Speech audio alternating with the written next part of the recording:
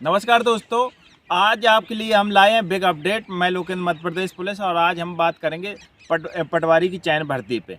पटवारी की चयन भर्ती पे जो धांधली का आरोप लगा था, उस पे आज रिपोर्ट आ गई है। 10 सूत्र के हवाले से जानकारी दी गई है कि जो आपका रिजल्ट है फरवरी के माह में घोषित कर दिया जाएगा। मध्य प्रदेश पटवारी रिक्रूटमेंट, चयनित पटवारियों को मिलेगी नियुक्ति। जस्टिस वर्मा की जांच रिपोर्ट नहीं पाया किसी तरह का घोटाला। परीक्षा व रिजल्ट रहेंगे मान्य। चयन मंडल ईएसबी द्वारा कराई गई पटवारी चयन परीक्षा की जांच रिपोर्ट मंगलवार, जो जांच चल रही थी उसकी जो रिपोर्ट है, मंगलवार को शाम को हाई कोर्ट के रिटायर्ड जस्टिस व जांच कमेटी प्रमुख राजेंद्र वर्मा ने सामान्य प्रशासन विभाग को सौंप दी है। जो हाई कोर्ट के रिटायर्ड जज थे, उन्होंने सामान्य प्रशासन को अपनी रिपोर्ट सौंप दी है। इसमें किसी तरह का घोटाला नहीं पाया गया है और सूत्रों के अनुसार चयनित पटवारियों पर किसी तरह की उंगली नहीं उठाई जाए। जो पटवारी चयनित हो गए उन पर किसी प्रकार की उंगली न उठाई जाए। यानी अब 9,000 पटवारियों के चयन का रास्ता साफ हो गया है। रिपोर्ट में साफ कहा गया है कि इस तरह के कोई तथ्य सामने नहीं आए हैं।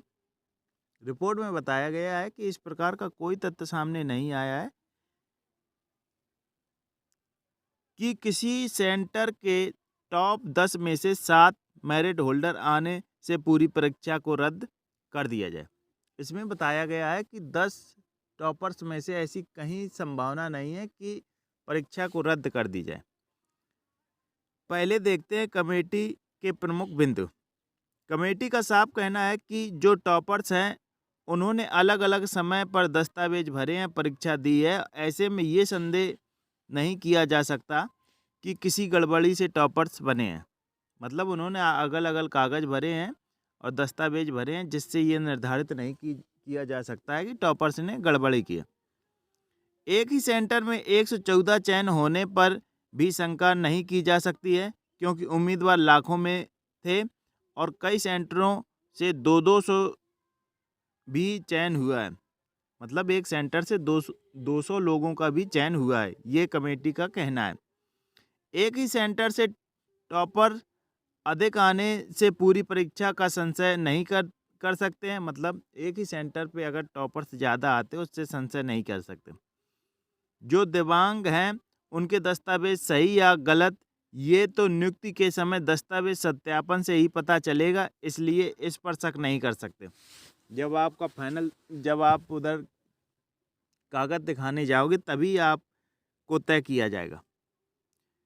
जिन्होंने हिंदी में हस्ताक्षर किए हैं और मेरिट में आ गए हैं, उन्हें अंग्रेजी में पूरे अंक नहीं आए हैं, तो केवल हिंदी हस्ताक्षर के कारण चयन पर सवाल नहीं उठाया जा सकता। अगर आपने हिंदी में सिग्नेचर किए हैं और मेरिट में आ गए हैं, उन्हें अंग्रेजी में पूरे अंक नहीं मिले हैं, यही बताया गया। अब सीएम और जीएडी को लेना है आगे फैसला। इस पूरे मामले में गेंद अब सीएम डॉक्टर मोहन यादव के पाले में ही है। सीएम इस रिपोर्ट के आधार पर जीएडी के साथ और ईएसबी के साथ चर्चा करेंगे कि आगे रिजल्ट को लेकर क्या करना है। रिजल्ट को किस तरह मान्य करना है, क्या किसी सेंटर के उम्मीदवारों को अलग रखना है या चयन को सामान्य किया जाना है।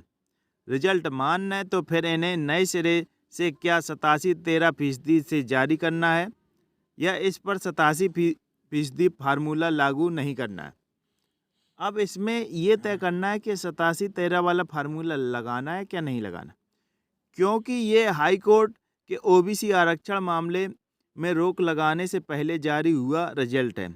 जो पटवारी का आपका रिजल्ट आया है, ये 87-13 लगने से पहले रिजल्ट आया था। यदि ऐसा है तो फिर पटवारी रिजल्ट 100% ही मान्य किया जाएगा और इसमें 87% लागू नहीं होगा। मतलब अगर ऐसा मान्य होगा तो 100% रिजल्ट होगा, क्योंकि हाई कोर्ट का 27% ओबीसी आरक्षण पर रिजल्ट रोकने का आदेश अगस्त का है और पटवारी रिजल्ट जुलाई का है। इन सभी मुद्दों पर हाई लेवल कमेटी की बैठक में सभी बिंदुओं पर चर्चा कर फैसला होगा। कब तक फैसला संभव है? फरवरी माह में ही विधानसभा सत्र है। माना जा रहा है सीएम बैठक कर ये रिपोर्ट सत्र में पेश कर सकते हैं और फिर इस पर अंतिम मोहर लगाकर रिजल्ट व नियुक्ति पर हरी झंडी मिल सकती है। पूरी संभावना है कि फरवरी माह में पटवारियों को उनका नियुक्ति का हक मिल जाएगा। इस न्यूज में बताया गया है कि आपको फरवरी में नियुक्ति मिल जाएगी। अभी तक क्या हुआ? नवंबर 2022 में पटवारी सहित ग्रेड 3 के 9200 पदों के लिए कर्मचारी चयन आयोग ने नोटिफिकेशन जारी किया था। 15 मार्च से 26 अप्रैल तक 78 परीक्षा सेंटर पर परीक्षाएं हुई। इस परीक्षा के लिए 12,07,963 उम्मीदवारों ने आवेदन किया। इसमें 9,78,270 उम्मीदवारों ने शामिल हुए। 30 जून को रिजल्ट आया। 8,617 पदों के लिए मेरिट लिस्ट जारी हुई। बाकी पदों के रिजल्ट रोके गए। लेकिन इस दौरान ग्वालियर के एक ही सेंटर NRI कॉलेज में 10 में 60 टॉपर के नाम सामने आने के बाद परीक्षा पर सवाल उठे तो मुख्यमंत्री शिवराज सिंह चौहान ने 13 जुलाई की शाम को परीक्षा की जांच कराने की घोषणा कर दी। 19 जुलाई को जस्टिस राजेंद्र वर्मा की अध्यक्षता में एक सदस्यीय जांच आयोग का गठन किया गया। आयोग को रिपोर्ट के लिए 31 अगस्त तक का समय दिया गया, लेकिन इसके बाद जांच आयोग का कार्यकाल पहले 30 अक्टूबर और 15 दिसंबर तक बढ़ाया गया।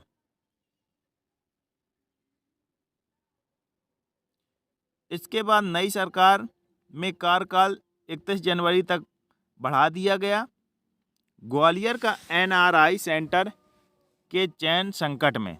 जस्टिस वर्मा ने ग्वालियर के NRI कॉलेज समेत कुछ दूसरे परीक्षा सेंटर्स की भी जांच की। इसमें व्यापम से मांगी गई जानकारी से यहां की पूरी प्रक्रिया को वेरीफाई किया गया। इसमें बताया गया किसी खास सॉफ्टवेयर की मदद से यदि कोई सिस्टम को रिमोट पर ले बस यही धांधली की आशंका है। बाकी सिक्योरिटी प्रोटोकॉल में कहीं कोई गड़बड़ी नज़र नहीं आ रही है, लेकिन सिस्टम को रिमोट पर लिए जाने के बाद में कोई पुख्ता साक्ष्य उपलब्ध नहीं हो सका है। हालांकि ग्वालियर का ये सेंटर विवादों में है और यहाँ से चयनित व टॉपर्स पटवारियों पर क्या फैसला होगा ये CM और GAD तय करेगी। तो ये आज की रिपोर्ट है और हम जैसे आपको बता रहे थे कि रिजल्ट जल्दी चालू हो जाएंगे, तो ये रिजल्ट की पूरी जानकारी है और पटवारी का जो रास्ता है वो फिलहाल साफ हो गया है। ग्वालियर का जो कॉलेज है NRI अभी वो संकट में है, वो CM तय करेगा किस प्रकार आएगा। तो इस प्रकार की आज ये जानकारी थी। जय हिंद दोस्तों।